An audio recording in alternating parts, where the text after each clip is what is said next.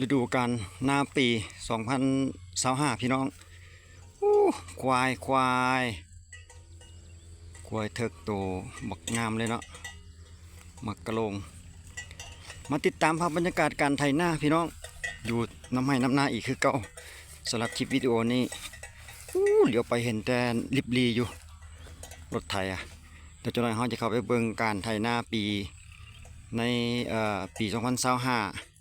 ว่าจะเพิ่นจะไถในราคาเท่าใดสำหรับปีนี้เนาะฤดูกาลหน้าปีเริ่มเข้ามาแล้วมาเบิ่งเทคนิคการไถนาทางสปป.ลาวพี่น้องเอ้ยนาก็จะแม่นเนาะให้น้อยๆนึงเว้ยมาลอนตอนเต้นเป็นตาขี้ข้านเทคนิคของเพิ่นจะเก็บมุมก่อนพี่น้องเพิ่นจะไถมุมก่อนวางเกิงกลางเลยโอ้ดินก็ยังบ่ทันได้ซุ่มพอปานใดเนาะมื้อวานนี้ก็มีฝนตกอยู่มาน้อยนึงบ่หลายเพราะแต่ซุ่มดินนี่แหละ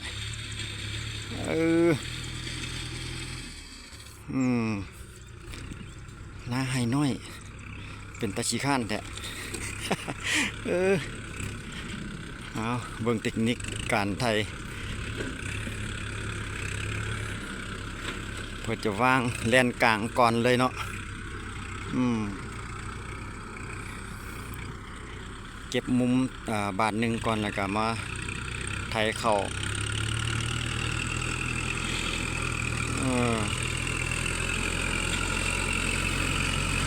ฤดูกาลหน้าปีเพิ่นก็ถือว่าเกี่ยมที่จะไถหุดไว้ก่อนเนาะอันนี้ก็ช่วงหลังจากเสร็จสิ้น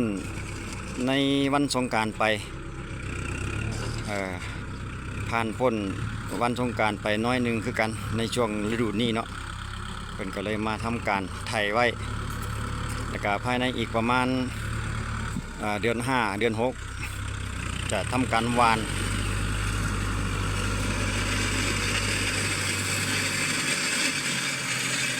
โอ้คล้ายๆมีฉีนหน้าหินแห่ที่แถวนี้เสียงควักอยู่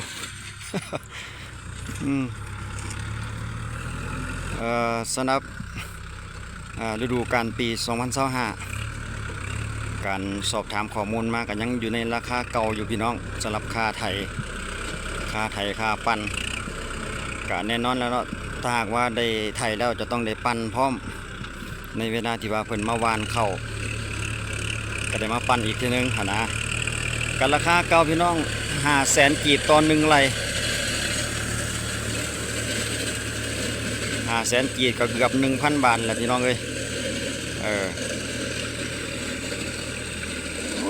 ไทยก็บ่มีปัญหาดอกปัญหามันอยู่กับนามันให้น้อยนาเพิ่นบ่เพียงมั้งเพิ่นจังเฮ็ดเป็นขันมันต้องแต่งอยู่ให้นาก็ได้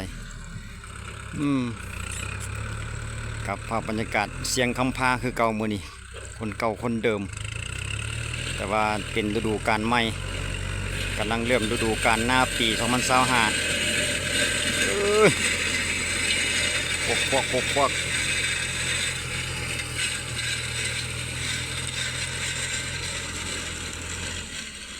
การราคาจะอยู่ประมาณนี้พี่น้องอยู่สปป.ลาวก็เว้าแล้วเว้าอีกแหละรถไทยมันอยากมีน้อยเพิ่นลมกันเนาะตอนนั้นสิบ่ได้ยินเสียงต้องได้ดับเครื่อง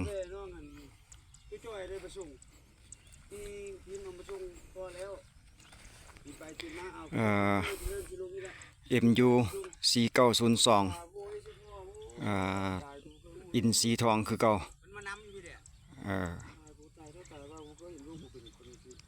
อินซีทองมอเตอร์เนาะMU 4902สำหรับกูโบต้า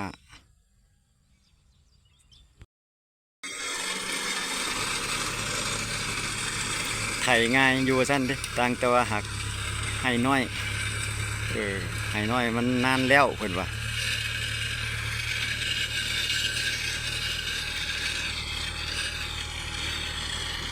ใครแต่ว่ายังอยู่ในราคาเก่าเนาะสำหรับ ปี2025 1 ไร่500,000กีบก็เป็นเงินไทยก็อยู่ประมาณ800พี่น้องประมาณ800หรือ800น้อยๆนี่แบบนี้แหละจะอยู่ประมาณนั้นเพราะว่ายังมีผู้มาติดต่อให้ไปไถเติมอีกว่าซั่นเด้เพิ่นกำลังลมกัน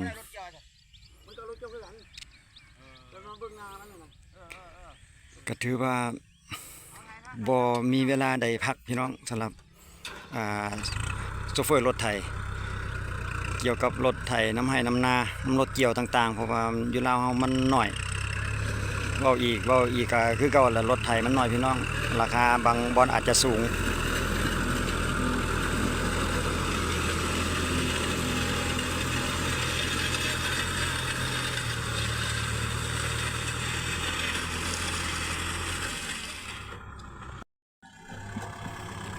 ลักษณะนี้เพิ่นก็จะวนอ้อมเลยเนาะพอไปฮอดหัวงานแล้วเพิ่นก็จะวนอ้อมมาเอาอีกฝากฝั่งหนึงโดยบ่ได้ถอยจะวนหัวงานเลยเนาะแต่ว่าจะมีบางกรณีบางคนเพิ่นก็จะถอยเอาเพราะว่าเป็นหน้าให้น้อยถอยเอาจะไวบ่หรือจะไหนแล้วแต่เทคนิคแต่ละคนบ่คือกัน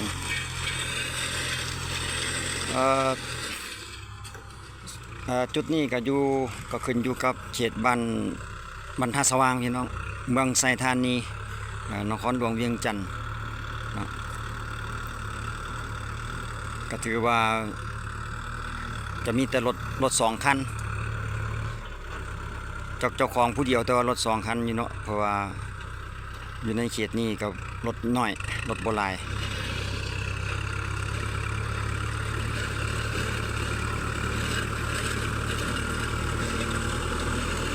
หลังจากไถไว้แบบนี้แล้วเพิ่นก็จะถึงเวลาวานเพิ่นก็ต้องได้มาปั่นให้เพิ่นอีกทีนึงเนาะจะอยู่ในราคา500,000กีบทั้งไถทั้งปั่นพร้อมเนี่ยเทคนิคก็อยู่ประมาณนี้พี่น้องสำหรับแต่ละคนแล้วเพิ่นจะถอยเก็บหัวงานเลยมั้ง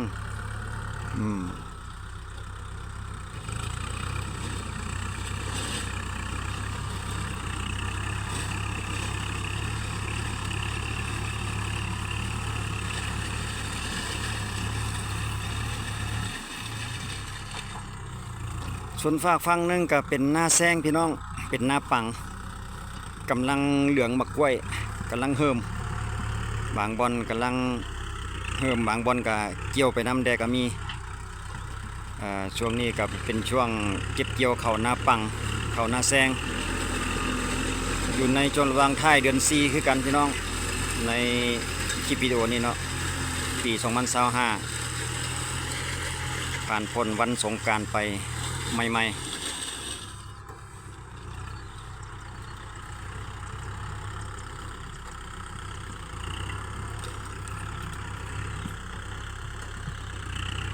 ก็มาเล่าสู่กันฟังอัปเดตในราคา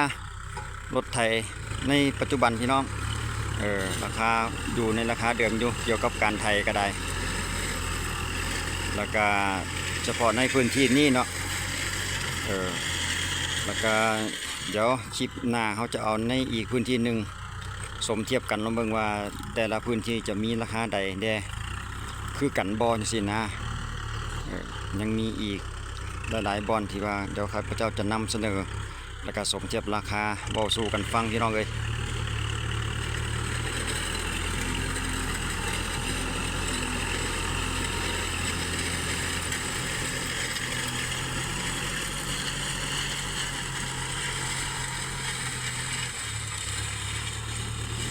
สำหรับเทคนิคการไถก็จะอยู่ประมาณนี้เนาะใกล้จีแล้วเลยเด้ นาอันไฮน้อยนี่วนไปวนมาบ่กี่รอบก็จีแล้วเลยเด้เดี๋ยวเฮาเบิ่งตอนเพิ่นสรุปซ่อนคันแล้วให้นี่อีกทีนึงรวมเทคนิคการไถ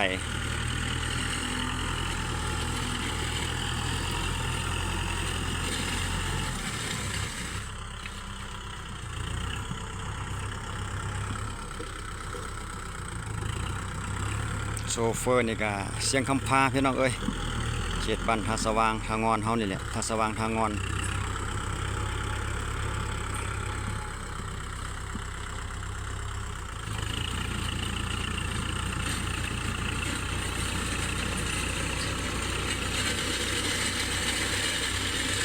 โอ้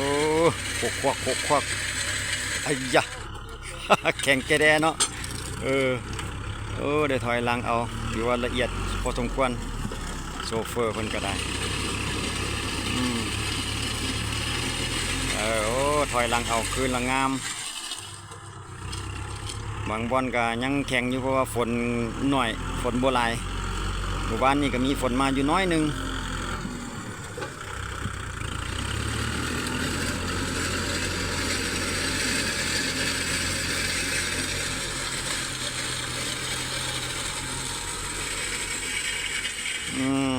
งามบานแดนย่ำขึ้นเลยสวยงาม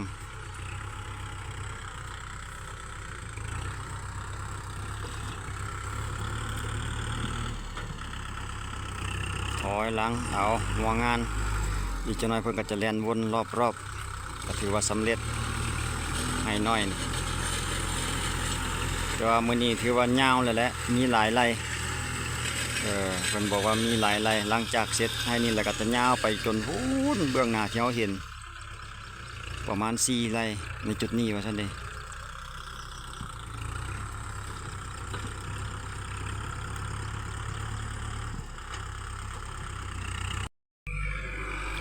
โอ้เก็บรายละเอียดบาทนี่ซ่อนคันเก็บรายละเอียด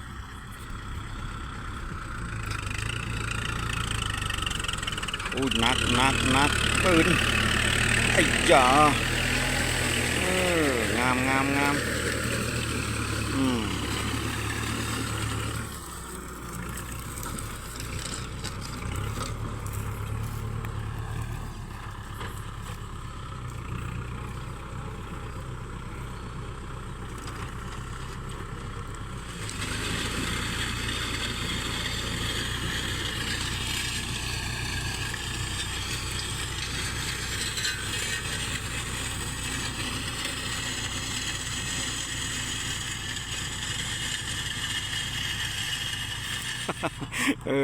มันอยากแห้งพี่น้องเอ้ยมันแห้งเราจะเตียวไฟน้อยนึงเดี๋ยวเล่นถอยหลังเอาคืนอีกโอ้ใจเย็นเว้ยละเอียดละออแท้โซเฟอร์ผู้นี้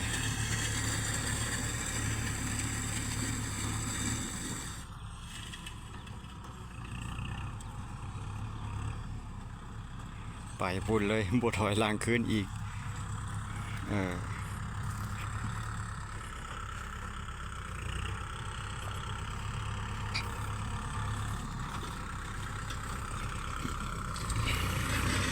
เดี๋ยวเขาย่างตามหลังเพิ่นอีก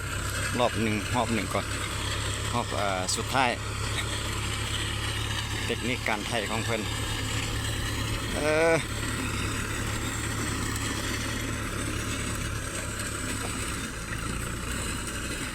ก็จะมีประมาณนี้เนาะพี่น้องที่แรกเพิ่นก็จะเก็บมุมก่อนน้อยหนึ่งเก็บมุมสีแก่ก่อนแล้วก็จังไถเกินกลางยังกระเทือนเนาะอีกน้อยหนึ่งก็ได้ถอยหลังมาเก็บ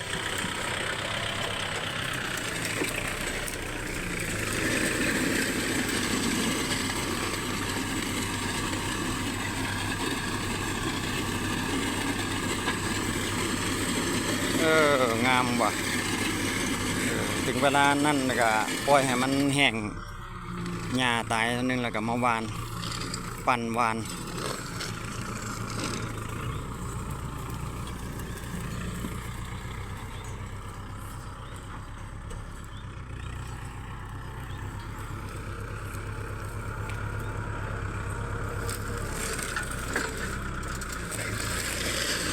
แต่ราคานี่คิดว่าทางฝั่งไทยเนาะเขตอันอีสานเขานี่อาจจะราคาบ่ถึงขนาดนี้เนาะแต่อยู่ลาวนี่500,000 กีบนี่ประมาณ800 กว่าบาทก็ถือว่าราคาสูงพอสมควร เนื่องจากว่ารถไถจะมีน้อย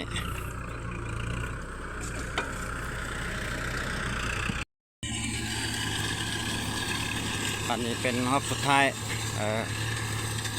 เรื่องนี้อยากเตียวไปน้อยหนึงรอเบิ่งว่าเพิ่นสิถอยหลังคืนเอาบ่แน่นอนต้องเลยถอยหลังเอาอีกน้อยหนึง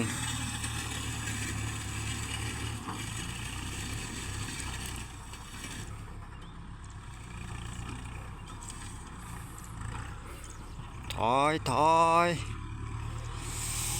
ก็จะมีอยู่ประมาณนี้พี่น้องเทคนิคการไถอาจจะคล้ายๆกันเนาะแต่ละคนสำหรับราคาฤดูกาลของปี2025ก็จังที่ก้าวมาเบื้องต้นหั่นเนาะก็อยู่ประมาณนี้ถือว่าสำเร็จในขั้นตอนซ่อนคันสำหรับให้นี่เนาะที่ว่าจะมีอยู่ประมาณนี้หลังจากนั้นเพิ่นก็จะไปต่อให้ใหม่ยาวเลยแหละพูนประมาณ 3-4 ไร่ในช่วงเช้านี้ก็จะมีอยู่ประมาณนี้พี่น้องสำหรับคลิปวิดีโอนี้เขาก็จะจบไปกับบรรยากาศการเริ่มไถนาให้ใหม่ไปอีกกันแหละก็เล่าสู่กันฟังอัปเดตราคาในปัจจุบันปี2025ก็จะอยู่ประมาณนี้เนาะสำหรับสปป.ลาวเอาไว้เจอกันคลิปหน้าพี่น้องเอ้ยสำหรับคลิปนี้สบายดี